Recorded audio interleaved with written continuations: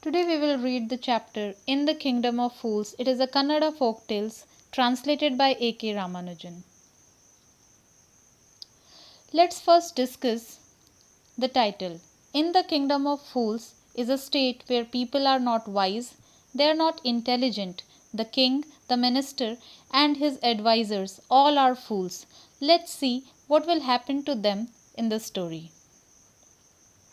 So, this is the kingdom of fools where the king, his ministers, and advisors all are fools. And there are some strange rules in the kingdom because they wanted to rule it differently. The days were treated as night and the nights were treated as day. That means the people were supposed to work at night and sleep during the day. Even the animals were trained to do so.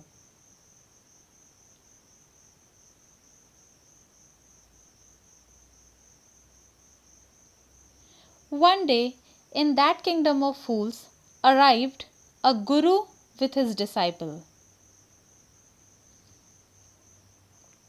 When they arrived, it was broad daylight, but not a single soul was seen in the city. Everyone was inside the home. They were sleeping, taking rest. So they waited, and when it was night, people started coming out of the house for their work.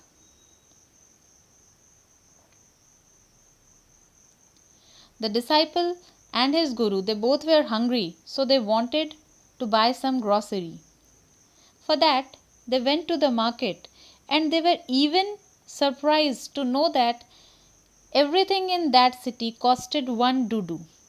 If you wanted to buy a sack of rice, or you wanted to buy some bananas, or if you wanted to buy ghee, the cost that you had to pay was 1 dudu. They were very happy. They ate the food, but soon the Guru realized that this was the kingdom of fools and they could not live there. So he said, "This is no place for us. Let's go." But the disciple was a foodie. He did not want to leave the kingdom. For him, the food was good and cheap.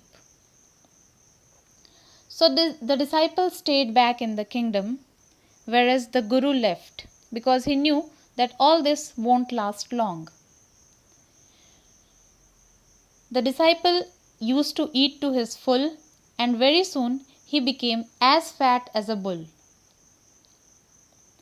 One day, trouble started in the kingdom when a thief who was breaking into a merchant's house accidentally broke a wall and died beneath it. Next day, the thief's brother went to the king asking for justice. For him, the culprit was the merchant.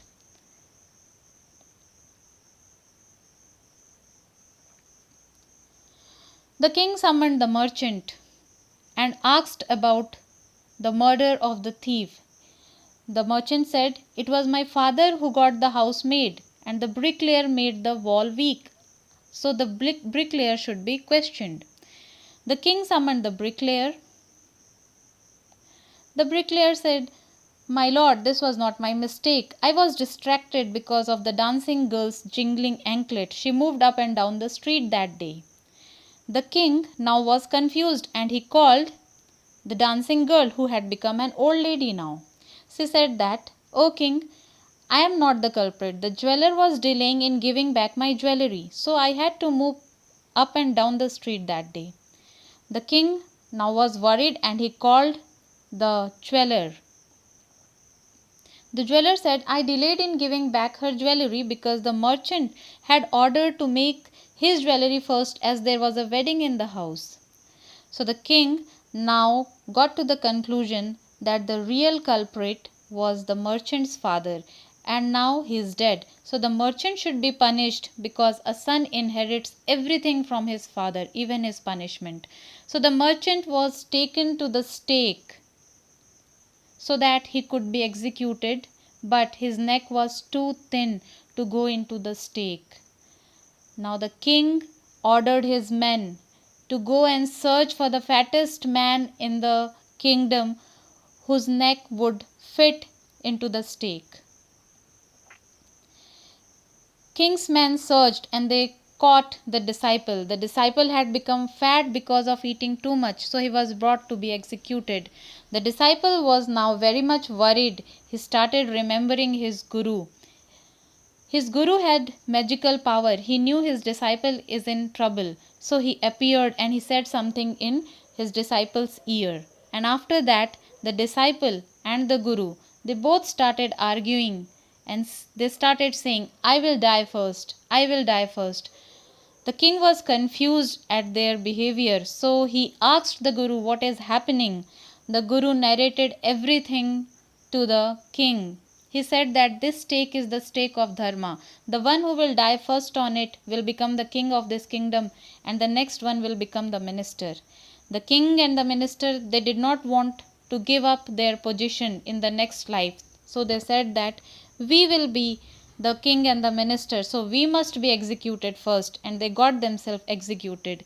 And in this manner, the wisdom of the guru saved the life of his disciple. The message that we get from this story is that we should stay away from foolish people, otherwise we may end up suffering or may fall into trouble.